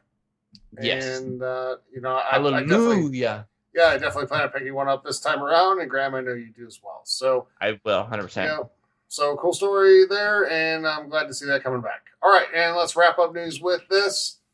Best Buy Gamers Club GCU is no more, so it's not going to exist anymore. I think if you have it currently, it's going to stay good through the length of the membership that you have, but unfortunately, they are not continuing that program any longer. Now in So stores. that's it for news, everybody. And let's move into releases for the week. We'll start with Xbox. So State of Decay 2 coming out on May 22nd. If you bought the Ultimate Edition, you already have it in your hands. But May 22nd for everybody else, and it's available through Xbox Game Pass as well. And then Disco Dodgeball Remix, also on the 22nd. So check that out if that sounds cool to you. Let us know what you think. Games with Gold. You can get Super Mega Baseball still through the 31st. And now you can get Metal Gear Solid 5, The Phantom Pain. Start being available on the 16th. So that's available as well. Great game. Got, I believe, a 10. It did. Through I a need to lot get of on different top of sites. that. So, yep. Great game. Questionable. So give that a download and give it a go. So that's, and also, I just want to throw out a quick deal. Walmart has a deal going on right now, and they've had some cool stuff throughout the week. They've had gaming laptops on sale, things like that. They had gaming chairs on sale, I think, yesterday. But I think right now they've got a sale going on for an Xbox One S with Sea of Thieves and a 4K TV, and you can get both. And I'm not sure, so I apologize, I'm not sure exactly what size the TV is, but you can get both of those things for less than $500 US.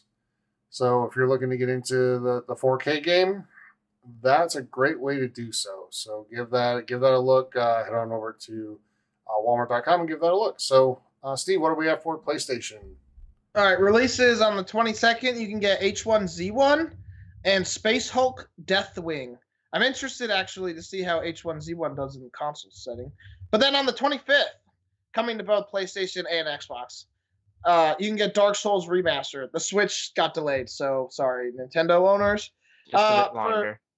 Just a bit longer, end of summer. But PS Plus games for the month, you get Beyond Two Souls and Rayman Legends. Graham, Nintendo.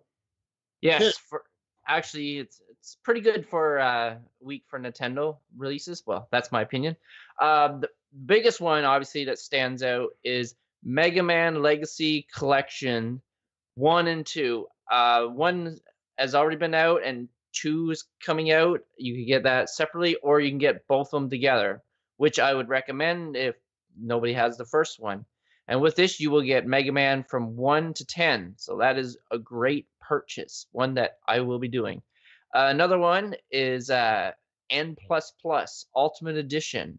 Now, this is an extremely challenging platformer. So if you're looking for a challenge, you can get that one. That one is May 24th. I don't know if I said the date for Mega Man Legacy Collection, but that one will be May 22nd. And then finally on May 24th, another game that it's got a lot of hype and people are excited for is Bloodstained Curse of the Moon. Now, this is a Castlevania style retro style platformer. So if you're a big fan of the Castlevania series, I heard nothing but great things, and I've heard the comparison to Castlevania so many times when I was researching this game. So I think that's a game that everybody will enjoy. Like I said, Bloodstained Curse of the Moon, and that's what I have for you guys. All right. So, Steve, what do we have for questions this week? Fan Man. All right. First question from Stan on Facebook asks, what upcoming game is going to make me want to cash my PS4 in for an Xbox One? None. That's my answer. Oh. The opposite of that is Spider-Man if you're trying to trade your Xbox for a PlayStation. You haven't already. But for the other way, I can't see any. Tyler, sorry. I'm really hoping we see something good from Xbox at E3, and I think we will. We will. But I don't think it's going to be anything that's coming out in the immediate future. So, right now, Sony's going to win 2018 easily in terms of exclusive games between the two major players right now as far as like 4K gaming and all that stuff goes, cutting edge gaming. So Sony's easily going to win in terms of games on the exclusive side. Xbox can just plan for the future and try to get some good stuff out in 2019. But this year, I think, is going to go to Sony easily. Yes, like the battle of the games, Sony hands down wins. So the only thing, and this is the only thing, if someone was looking for a reason to get an Xbox One over the PS4, is if you just want true native 4K graphics. And I don't think that is enough to get somebody to buy an Xbox One X over a PS4 Pro or whatever. So unless they have some major announcements, and these would have to be pretty major because they're going up against a big heavy hitter as Spider-Man. So I would say good luck, and here's hoping to the future of Xbox. All right, Steve. All right. Number 2, Skylar, do you think Knights of the Old Republic is a dead series? Okay, well, I've not played any of those games, Boo. but I've heard nothing but amazing things from them. So I would say absolutely you will see it KOTOR 3 at one point, or a spinoff or something like that. So I would say just be patient and you will be happy. That is my opinion, because that's all I know on it. I disagree. I honestly can't see a KOTOR 3 because you have the Old Republic on PC, and I think they're still supporting that. So I can't see a console version, though I really want one. Yeah, didn't they just announce these for backwards compatibility for the original? Yes. So I always wonder when they do that, like, are they setting up for the relaunch of the franchise, you know? And I almost wonder, because, I mean, EA has the Star Wars license. They canned the Amy Hennig game, which, in the little bit we saw of it, looked awesome. But they got rid of that because they wanted to go away from just a single-player experience. Because God knows everything has to have multiplayer, because, you know, Battlefront worked out so well. But I think there's a chance that we see this franchise be kind of reborn. We'll see. Well, I hope so. But I honestly think the reason they became backwards compatible is because it's an easy $10 for Microsoft. Oh, for sure. Or 20 if you buy both. There's that, too. But I always wonder when they do stuff like that, if they're priming, if they're gearing up to do something else with it. So kind of wishful thinking on my part more than anything, I think, but never know. I honestly think a more likely situation is getting them remastered than a new one, but I hope for both. But we'll see. You gotta remain hopeful there, my young Padawan. Yes. Sure. Little Star Wars. All right. Yeah. Okay. Next question. A.Tom on Discord says, are game graphics becoming too realistic? Would you like to see them tone it down? So I'll go. For me, it depends on the game. Like, you know, your sports games of the world, I'll take all the realism I can get. That's awesome. But I think for, you know, some of your hardcore shooters and things like that, too much realism can maybe be too much for some people. if it gets, ultra realistic.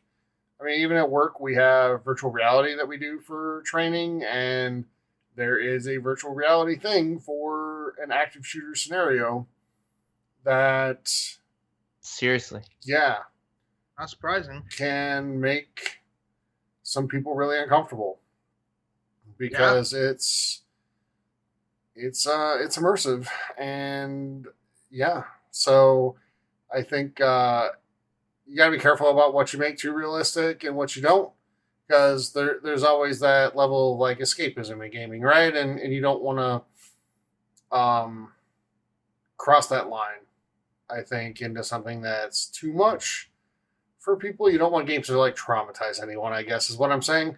But Yeah. But I think it depends on the game. Yeah. Yeah. Well, go ahead, You Steven. go. Oh, I was just gonna say, Black Mirror did an episode about the like virtual reality and like its realism, and I think if we keep going to realism the way we're going to, where everything looks like, it's hard to tell between like video game and reality, especially in the VR world. I'd almost wonder when the first like death we would see of someone having like a heart attack, like, because like some of the scary shit you can see. I'm terrified of spiders, so if a giant ass spider started like attacking me in virtual reality, I'm not sure if I could play it. I'm hesitant to try Skyrim, and even those spiders don't even look that like realistic. Like if they had a realistic looking one, I'd probably shit my pants.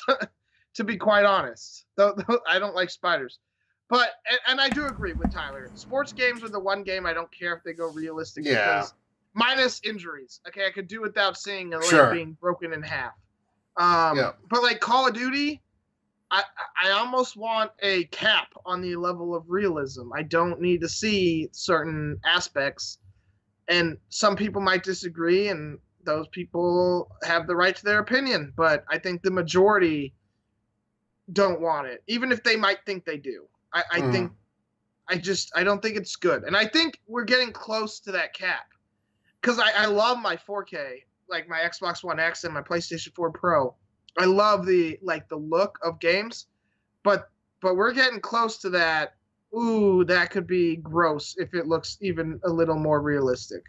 Yeah, Right. I'm with you. Thoughts? Well, I feel like we are in like the battle of visual, like a visual battle right now. How every company is just trying to one up the other one with better graphics, more true like realism and stuff like that. So personally, I don't think it's gonna go away. Like Tyler said, some things probably don't need to be that realistic, stuff like that. But I'm pretty sure most of these developers, game companies, are looking for the most realistic kind of thing they can come up with, and hopefully it doesn't result in like bad things happening and make them like have the force to change it. Like, it's nice to have the freedom to make any type of game, and that's why there's a rating on the game and stuff like that. So maybe things are going to get a different rating now. They're gonna be like, okay, this contains stuff that could scare the crap out of you. Yeah. So I don't know. Like, it seems like they might have the warn about if you have a weak heart or if you're known for that, you should not for play sure. this game stuff.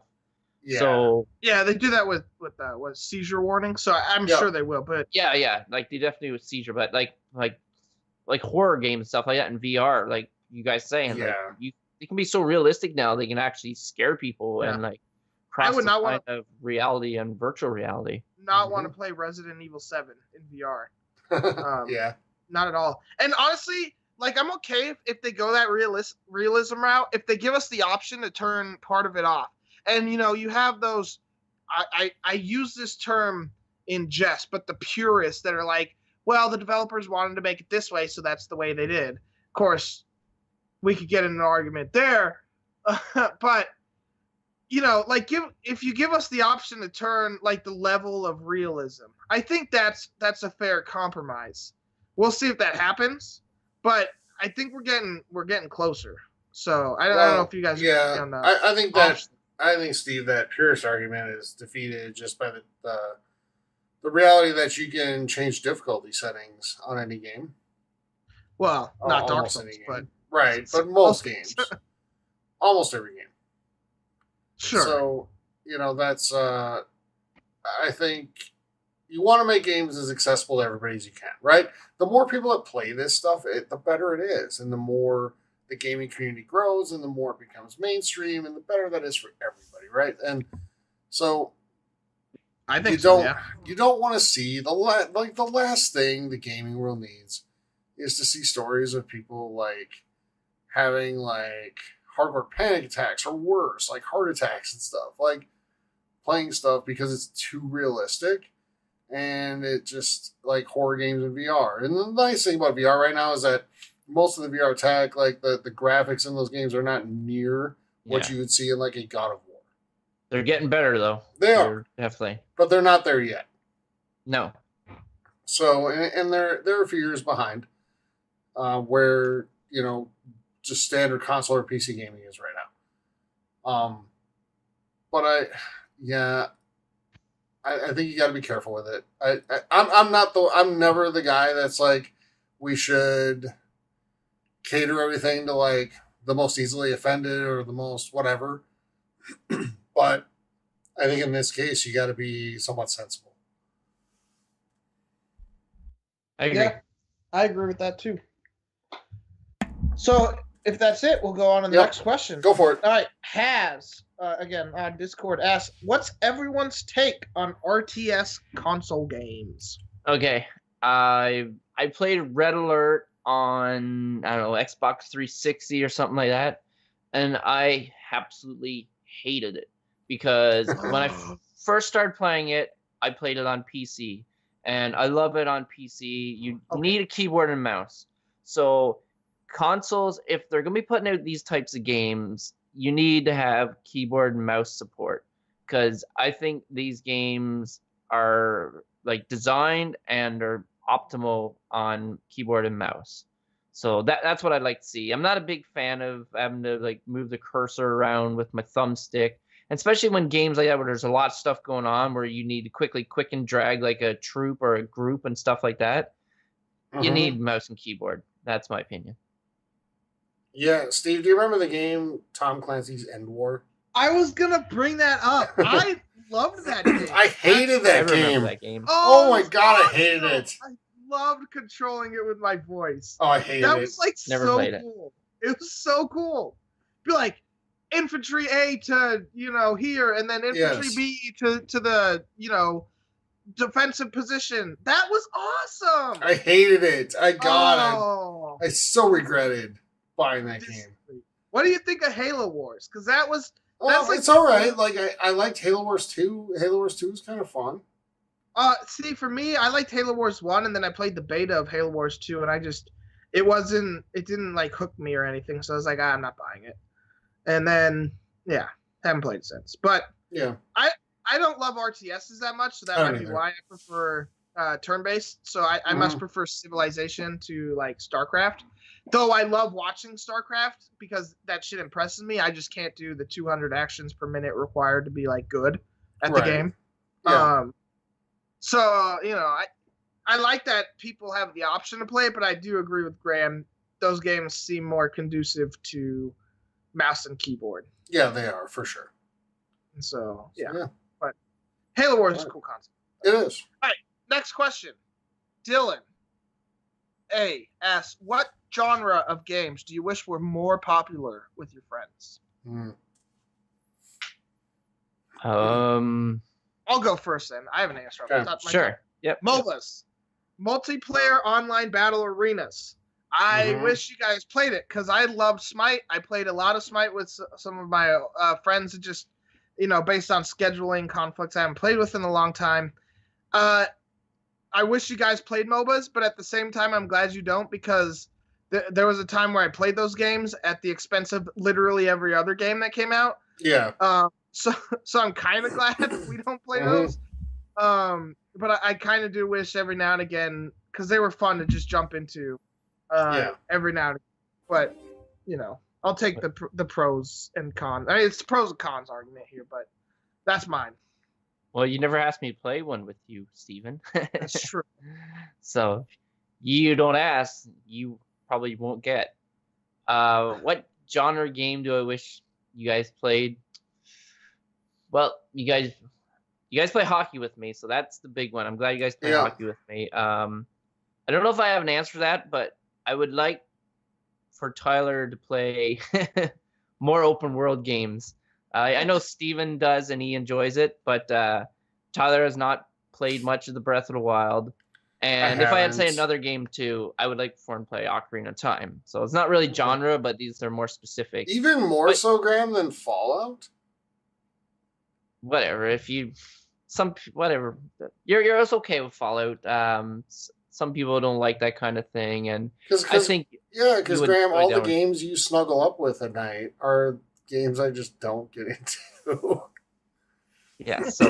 So but Steven appreciates good games, so I don't have to good games, sure. Just Tyler. I'm not like Tyler. No, I don't. I enjoy fun. Okay, so have I ever said that Zelda sucks? Yes. No, I haven't. And have I ever said friends anymore? Have I ever said that Fallout sucks? No, because it doesn't suck. Because I know it doesn't suck. I just know it's not for me. Yeah, if you said it sucked, I'd be like, well, Tyler, I just feel bad for you. You feel that way. Mm-hmm. So I'll be honest. In my answer, like Graham, yours was directed towards me. Mine will be directed towards you. That's fine. I wish you liked shooters more. Yeah, I do. I feel so bad because Graham, like, okay, I've tried many a time. Graham will try. Like, he'll come and he'll do it. He'll even buy the game and he'll come and play. And he tries and he just doesn't like it. And like, what do you think it is, dude? Do you think it's more the not being able to kind of go at your own pace? Because I feel like you're sort of that type of player. You like to kind of like, you know, for lack of a better term, like dick around and kind of do whatever at your own pace. Like, do you feel like it's just too much having to move at a certain pace and be accountable to other people and things like that? Or what is it? Well, that's a part of it, like moving at my own pace. But the other one is like, it's kind of redundant. Like, I try to kill as many people before I die, and then I die, and then I try to do the same thing. And sometimes I die a lot or keep spawn death but it just seems like it's the same thing over and over. Like, there's not that much strategy. So if it's more of a tactical strategy, I would like that more probably. Okay. But yeah, I'm not big on it, and there is a saturation, especially with me playing on Xbox. Yeah, for sure. But were you enjoying our Halo playthrough? Yes. And see, you guys actually got me into playing Halo 5. Multiplayer, and I really enjoyed that. You seem to like that. Yeah, I did. So there is hope for me, but like, I just don't. I'm not the one who wants to play every one that comes out. Like, some people's like, okay, I got this one, I gotta get this one, I gotta get this one. I'm like, sure, it's the same shit. It's just a different game. But you seem like you liked Battlefield as well, right? We played that together. Yes, just for that, it's the destructive environment and stuff like it's more, it's not as much as respawn and try to kill as many people as like get in tanks, run over people, or somebody drives a tank and I get in and where I know I'm safe, and sometimes they get me a lot of kills and stuff like that. So I'm okay with those types. Yeah, that's fair. Like, what I hate about, so I'll be honest, like what I hate about a lot of open world games is the crafting. I hate it. Just drop the damn weapon and let me pick it up and use it. Well, Breath of the Wild, no crafting. There's some cooking. Shit, even Fallout 4, it wasn't required. I know, but there was a lot of great weapons without crafting. Like, the only game I ever enjoyed crafting in was Dead Space. That series.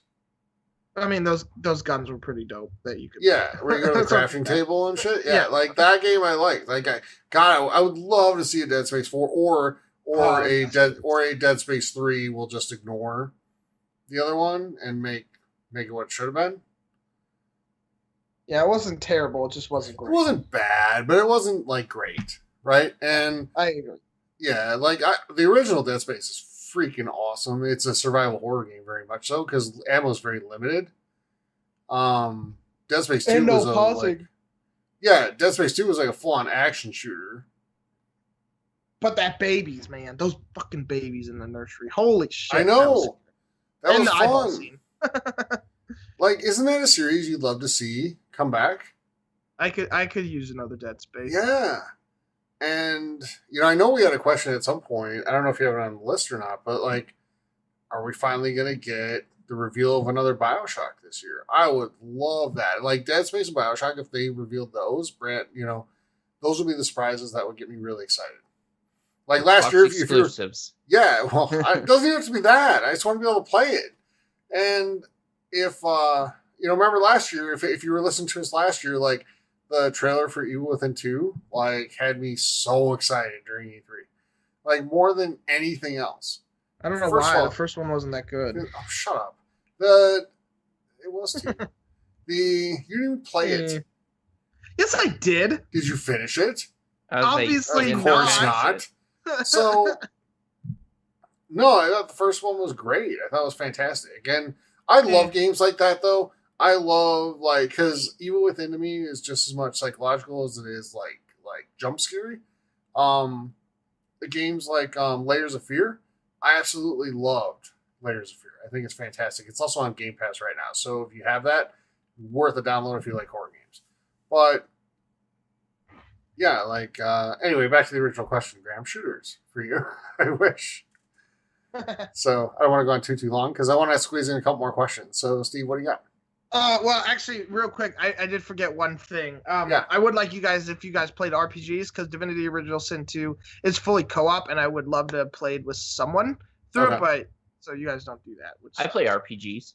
Yeah, but not the RPGs I'm talking about. Yeah, not the one you want me to. But listen, I downloaded the beta or the trial, and I'm going to try it out. I'm curious. Okay. Maybe I'd like to find something like that, so that could be the one. I'll give it a shot for you. I hope so. All right, so next question. Boom Boy from Discord. What is better for gaming, Xbox One S or the PS4 Pro? That's a kind of a tricky question. Well, while you're thinking, Graham, I'll say real quick. PS4 Pro. Yeah. Because the PS4 Pro has games for gaming. That was going to be my answer. Yeah. Like, right now, I love Xbox. I have been an Xbox fan for a long time. And I'm not an Xbox fanboy. I'm just an Xbox fan. I like what they do. I like what PlayStation does too. But right now, there is no contest in terms of who has the better games to play. Absolutely none. Yep. So, like, the two big Xbox releases so far this year for exclusives are Sea of Thieves and State of Decay 2. They both average 7 to 7.5 review scores. Probably deservedly so in a lot of ways. And I can't say for State of Decay 2 because I haven't played it yet, but that's pretty much the score they're getting across the board. There's no outliers there. So, whereas on the other side of PlayStation, put out God of War, 10. Yep. And it's every game they put out right now is gold. Even MLB The Show was, a 9 or somewhere in there? That sounds about right. Or close to it. And it's super fun. I have a great time with it.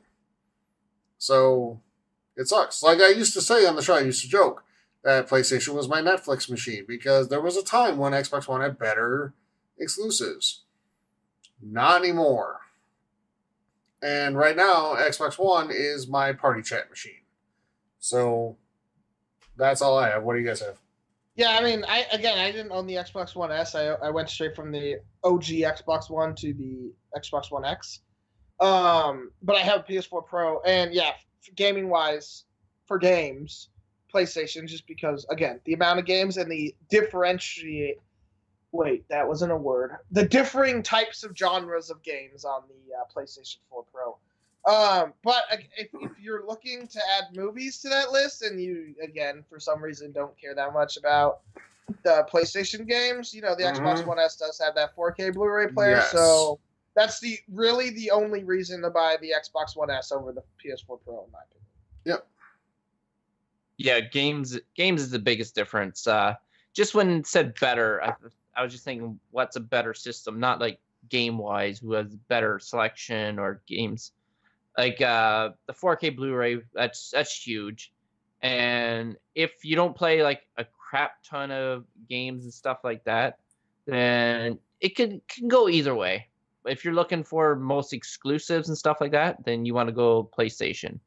But as far as like the One X and PS4 Pro, then graphically the One X is better and has 4K Blu-ray. But they're asking One S, Graham, not One X. One S, but it didn't say Pro either, right? It just said PS4. I think it said Pro. I think it said Pro. So I mean, the Pro is a little more powerful than the One S, right? Yes. So it is. Go with the Pro. Then 4K Blu-ray is the only difference. Yep. All right. That's my professional opinion. Yeah. All right. Do we have one we can answer quick? Let me see. All right. Another Dylan question. Sure. Okay. Do you think consoles will ever do away with system exclusives? Nope. Never. Nope. Yeah. Why would they? Yeah, exactly. It's what sells. It's what sells the consoles. Yep. Yeah, exactly. Sole reason I bought God of War, the PlayStation 4 Pro Edition for God of War. It's the only reason. Not only is it what sells consoles, it's what gets their fan bases excited. Like, nobody stands up and cheers at E3 for the Call of Duty trailer. Nobody. Like, they clap and they're excited and yay. But you can play that on any console. But when they show, Spider-Man, or they show Halo 6, fingers crossed, or whatever, Metroid Prime, fingers crossed. Yeah. That gets people fired up. Those are the scenes where you see people like standing up, like with their hands on their head, like their mouth hanging open, like, and oh my crying. God. Yeah. Like bawling, Like, those are the games that do that. Hug me. Ridiculous. Hug me. Funny. Dude, I still say, and I know we're short on time, I still say some people do that just for social media attention. I swear to God, I'm on that stage. Or just to get on camera. Like, not even social media. To get on camera. Like, yep. Because they're not dumb. Yep. No, I believe that 100%. Like, it's ridiculous. Crying over a video game. Come on. Like, it's totally intentional. Like, you can go viral or whatever and be famous for a day. Or more like an hour. But whatever. Though I will admit, I cried like the last 4 Kingdom Hearts 3 trailers. So, oh, God. Pot and kettle. Right. I'm kidding. I'm kidding. All right. That's all. That's all we have time for, guys. Yeah, that's a great quick question. That's all we have time for questions. So thank you for sending them in, everybody that sent them in. If yours didn't get read on the show tonight, that's okay. We might very well get to it next week. There will be more shows. And just hint, episode 100 is coming, and we're doing our E3 preview episode a week before episode 100, which is our E3 lead-in. We're going to have a really cool interview as part of episode 100. Knock on wood, as long as everything works out there. And but the rest of that's going to be a lot of answering your questions and potentially some giveaways. So it'd be really cool if you went in and sent us some questions. So if you're listening on Dash Radio or you're listening to us for the first time, we have a Discord channel, and it's new but growing, and we'd love to have you be part of it. The best way to do that is to hit the link in the show notes. If you're on Dash Radio, head over to Twitch, TXH Gaming Hub. When you're there, you see links for absolutely everything, including Discord. You can go in and join there. We ask if you enjoy the show, head on over and join the community. It'd be great. We have a bunch of cool people there. Everybody's pretty nice, pretty positive, and it's it's a community you can be part of without all the hate and negativity around gaming. So we'd appreciate that. And last ask of you is, if you enjoyed the show and you think someone else would like it, tell them about it. Tell a friend, have them download it, give us a listen, and hopefully they like it as much as you. That's going to do it, guys, for episode number 96. We'll be back next week with episode 97. For Graham and Steve, I am Tyler saying thank you so much for joining us. We'll be back in 7 short days with another episode. Until then, everybody, have a great week, and stay safe, play some great games. We'll talk to you soon. And to my fellow Canadians, happy long weekend. Be safe. Happy gaming. Bye.